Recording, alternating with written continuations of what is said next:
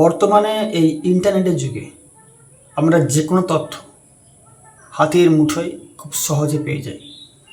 আজকের এই গল্পে আমি আপনাদেরকে বলবো অশোক নামের একটি ছেলে যে গ্রামে থাকে, ইন্টারনেটের সাহায্যে এমন তথ্য সে শিখে যায় বা জেনে যায় যা পরীক্ষা করতে গিয়ে সমস্যার সম্মুখীন হয়। আপনারা বুঝতেই পেরেছেন আমি এই গল্পে কিসের কথা বলতে যাচ্ছি। Bloody Mary. আমরা অনেকে এই সম্বন্ধে শুনেছি। রাত্রে একটা নির্দিষ্ট সময়ে আয়নার সামনে দাঁড়িয়ে যদি কেউ এই নামটি 3বার নেয় তাহলে নাকি বলা হয় আয়নায় একটা অস্পষ্ট মেয়ের আকৃতি তৈরি হয়ে যায়।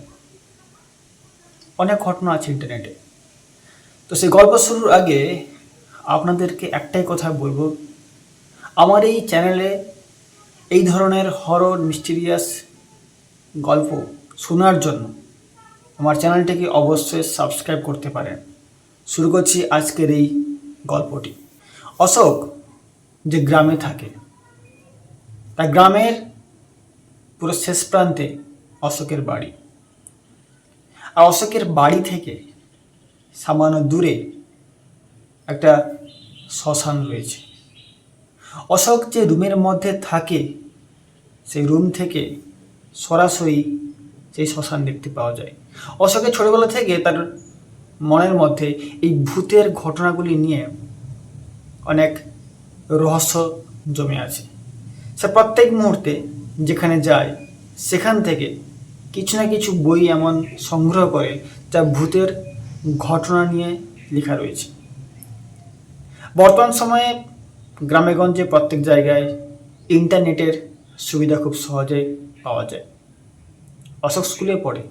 একদিন ঘরে একা ছিল, হাতের কাছে ফোন, বাবা মা কি ঘরে নেই। সে ইন্টারনেটে সার্চ করছিল যে এমন কোনো স্থান বা এমন কোনো উপায় যার দ্বারা ভূতকে আহ্বান করা হয়, ডাকা হয়। আমার এই ভিডিওতে একটা কথাই বলবো আপনাদেরকে, ইন্টারনেট থেকে এমন কোনো উপায় জেনে নিয়ে তার ভালো মন্দ দিক বিচার না করে যে কোনো পরীক্ষা করা উচিত নয়। কারণ আমরা তার ব্যাপারে সম্পূর্ণ কিছু জানি না।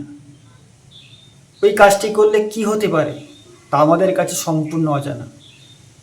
তাই যে কোনো আর্টিকেলস পড়ে কিংবা ইউটিউবে ভিডিও দেখে সেগুলি ঘরে বসে পরীক্ষা করা উচিত নয়। তো যাই হোক, অশোক সেই ঘটনাটি এখান থেকে পড়ার পর, সেই আর্টিকেল থেকে পড়ার পর, যেখানে বলা হচ্ছে ব্লাডি ম্যারির নাম যদি 3বার কেউ বলে রাত্রে আয়নার সামনে, তাহলে নাকি সে আয়নায় তার অস্পষ্ট মূর্তি দেখতে পাওয়া যায়। তো এই কথাগুলি অশোকের মনে ক্রমশ চলতে থাকে। অশোক স্কুলে যায়। তার এক প্রিয় বন্ধু ছিল। ক্লাস চলাকালীন অশোকের পড়াশোনায় একদম মন নেই, কিন্তু অশোক পড়াশোনা করতে পারে ভালো। এদিকে ক্লাস শেষ হওয়ার পরে অশোক তার বন্ধুকে সব কিছু বলে। তার বন্ধুরও অনেকটা কৌতূহল জাগে, দেখা যাক পরীক্ষা করে কি হতে পারে। অশোক তার বন্ধুকে বলে তার বাড়িতে গিয়ে বলতে, মানে তার বন্ধু তার বাবা মাকে বলবে যে একটা রাত অশোকের ঘরে থেকে পড়াশোনা করবে, মিথ্যা কথা বলতে বলে। অশোকের বন্ধুও ঠিক তেমনটাই করে। একদিন রাত্রে অশোকের ঘরে থাকার জন্য আসে। এখানে রাত্রিবেলা খাওয়া দাওয়া শেষ করে সবাই ঘুমোতে যায়। অশোক এবং তার বন্ধু সেই রুমের মধ্যে ঘুমাবে, যে রুম থেকে জানলা দিয়ে সরাসরি সেই উত্তরের শ্মশান দেখতে পাওয়া যায়। তো যাই হোক, তারা ওই দিন রাত্রে ঘুমায় না। রাত 1টা পর্যন্ত তারা অপেক্ষা করতে থাকে। ঘড়িতে তখনও 1টা হয়নি, প্রায় 30 মিনিট এখনও বাকি রয়েছে। দুজনের মধ্যে অনেকটা আগ্রহ আছে, দেখা যাক কী হয়। কিন্তু তারা এর ফলাফল নিয়ে এতটা সচেতন ছিল না। রাত 1টা হয়। 1টার সময় অশোক আয়নার সামনে দাঁড়ায়। সে আর্টিকেলসের কথা মতো অশোক সেই নামটি 3বার নেয়। 3বার নাম নেওয়ার পর তখন কোনো কিছু লক্ষণ তারা দেখতে পায়নি। আবারও তারা 3বার নাম বলে, তখনও কিছু হয়নি। ঠিক সেই সময় অশোকের বন্ধু সে একটু জানালার পাশে এসে দাঁড়ায় এবং বাইরে দেখতে থাকে। খুব সুন্দর হাওয়া আসছিল, ঠান্ডা হাওয়া। ঠিক সেই মুহূর্তে অশোকের বন্ধু দেখতে পায় একটা ধোঁয়ার মতো আকৃতি সেই ঘরের দিকে ভেসে আসছে। অশোকের বন্ধু এটা ভাবতে থাকে হয়তো অনেক রাত হয়েছে, ঘুম পাচ্ছে, তার জন্য হয়তো সে চোখে ভুল দেখছে বা ঝাপসা কোনো দেখতে পাচ্ছে। কিন্তু না, অশোক যখন দেখতে যায়, তার বন্ধু যখন তাকে ডাকে, তারা দুজন ঠিক একই জিনিস দেখতে পায়।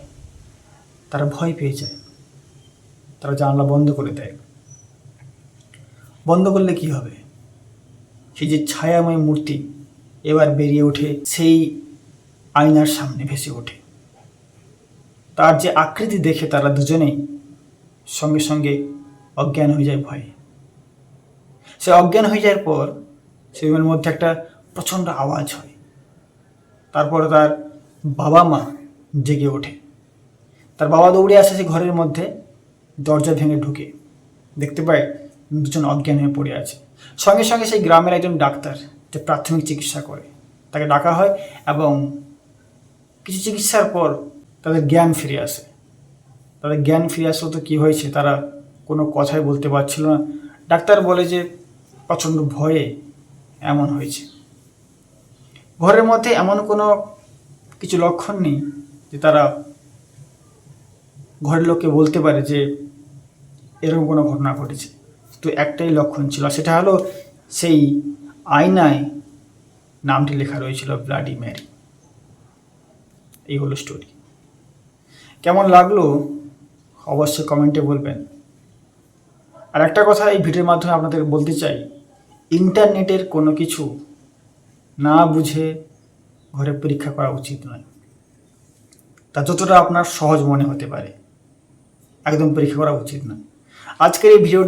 আজকের এই গল্পটি যদি আপনাদের ভালো লেগে থাকে তাহলে অবশ্যই ভিডিওটিকে লাইক এবং শেয়ার করে দেবেন, আর চ্যানেলটিকে সাপোর্ট করার জন্য সাবস্ক্রাইব করে পাশে থাকবেন। ধন্যবাদ।